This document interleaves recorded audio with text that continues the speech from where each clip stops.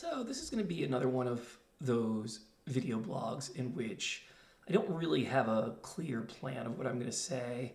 Just going to ramble about a few topics of interest to me, but hopefully keep it relatively short this time. I want to say that I try not to fall into the trap of doing too much self-evaluation of how I'm doing and how my stories are being perceived. I feel like I have to just sort of deliver the story and hope that in the long run people are going to care about that and see it the right way, regardless of what the short-term effects are. But I do check my metrics and see how much this stuff is getting picked up in terms of YouTube videos and in terms of blog stuff some of the time. And I can't help but pick up certain patterns and things from that. And I want to tell you that there's part of me that wants to see in that data, wants to believe that my story may have actually turned the corner with the last couple of YouTube videos I've made. Not in terms of getting significantly more traffic. It's still the case that all of these YouTube videos are only getting in the low hundreds in terms of number of hits most of the time. And I'm sure it's a lot of the same people in the Scrabble world who are friends of mine who are looking at this. We haven't reached any kind of tipping point where this is reaching a widely bigger population. But I do believe that there's something a little bit different in the data in terms of how my recent videos have been received, in terms of they're creating a much longer lasting effect. In terms of a lot of other videos I made, there was just a few days where I got a surge in traffic and then it basically all died down again. But what I've seen with some of the last couple of YouTube videos is that it seems like there's a more extended number of days in which people keep going and looking at these videos. But in addition to that, it's accompanied by some spikes in metrics looking at the older videos and looking at a bunch of the old blog posts too, even though I haven't made any new blog posts for a while. So I'd like to believe that's because that story is either reaching new eyes or ears and people are going and reading the story, or because people who were interested in the story and read this stuff in the past actually did find some new food for thought in some of these posts and felt like, oh, I need to actually go back and watch some of the previous videos or go back and read some of the previous blogs and actually pick up some of this stuff that I may not have picked up before. And in a way, that's what I'm sort of most hopeful for. Now, I know that I can't control how people are going to see the story. People are always going to sort of read what they want into it or read their own autobiographies to some extent, the things they care about in there. But I will tell you that if there's one thing that I would really appreciate from some readers, and part of me wants to believe that there are some readers out there who might already have had these kinds of reactions, even though they very well might not tell me that this was their reaction, is I feel like the last couple of posts I've made where I've shown the stuff that Natalie Zolte was saying to me privately, in which she just called out some of the wrongdoing to me, and in which I revealed some of the communications I had with this reporter and the things that he said to me that suggested that Stefan Rao was probably lying to him or gaslighting him in some way. That people who got a glimpse of these and saw things from my point of view and saw the details that I had to look at in terms of what these people said are starting to get it a little more in terms of those people might have actually been lying to them. In terms of, I would hope, what I really hope is that there's some people out there who are like, you know what? I can admit to myself that I hated Dave and I didn't believe his story before and I took the side of the other people. But now that I read some of these details, I realize I was actually wrong. And Dave actually was telling some of the truth about some of these things that I believed. And some of these people that I believed actually were lying, and actually update your opinion and change your opinion based on this new data, based on this new insight. And honestly, the biggest self-reflection that I could really hope, maybe the biggest victory that people could get, is to learn to distrust these fuckheads who are lying to them. And I feel like there's very common patterns here in terms of people who try to separate your rational thinking part from your emotional thinking part, and to get you thinking totally in emotional terms of who you like and who you don't like.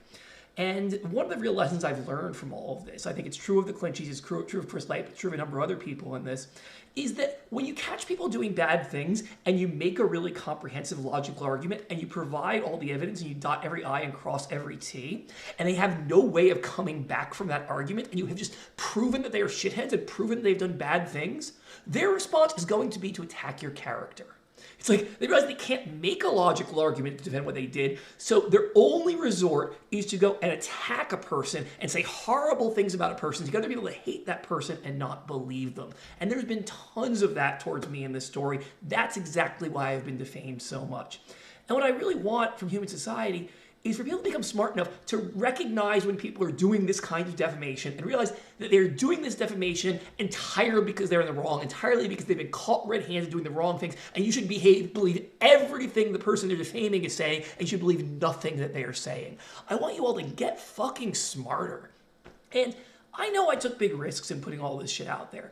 I know that there are certain things in what Jennifer and Lola and the people who echoed their stuff said that was so monstrous and so horrifying, and they didn't post it publicly. They gave it to all these people in the Scrabble scene behind the scenes. And I'm the one, by posting this on my blog, by making this public, who actually in a lot of ways increased the blast radius and got many more people to hate me or disbelieve me or dislike me. And there are many people outside of the Scrabble community who never would have known that I was accused of these things if I hadn't put that information out there. So in some sense, you could say I did this to myself in terms of increasing that blast radius, in terms of letting other people see the stuff that was said about me. And while that is absolutely true, I believe I did this for an important reason. I can't be bullied or intimidated into silence. I think it is horrible to let these fucking abusers, to let these defamers win, and to cower away. And I also strongly believe that I am such a good person of such high moral caliber that I can withstand all of these attacks.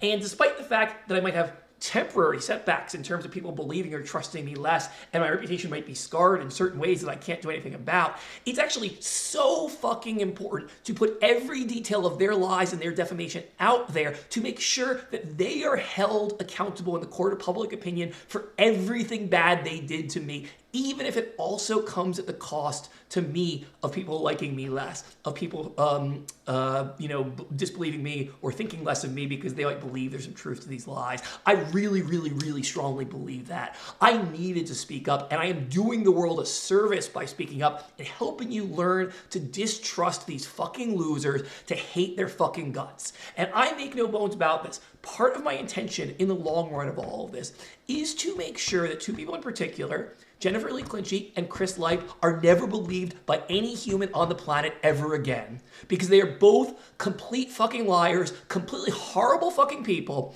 and they've proved through their actions that if they have any influence in human society, they will spend years escalating against me while I'm ignoring their crazy bullshit. And the only way I can ever be safe in my life again is to make sure that they have zero fucking power in the world, that everyone knows what liars they are and never, ever fucking believes them again. So I will continue telling this story. I will continue doing everything I can until their credibility is 100% completely destroyed.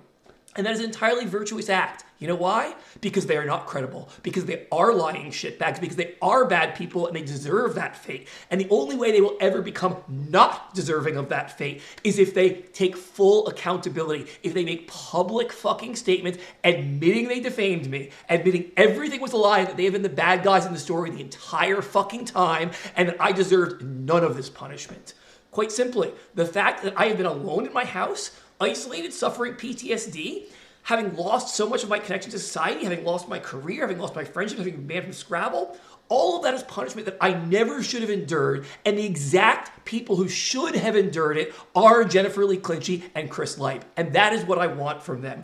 I want them to be alone in their houses, hated by society, abandoned by their family and friends, and miserable for decades with nobody loving them, and they're knowing that them being this alone is their own fucking fault for what they did to me. They already made it happen to me for several years. Well, the time it has to happen to them has to be at least double that. Fuck you both. That is what I want for you.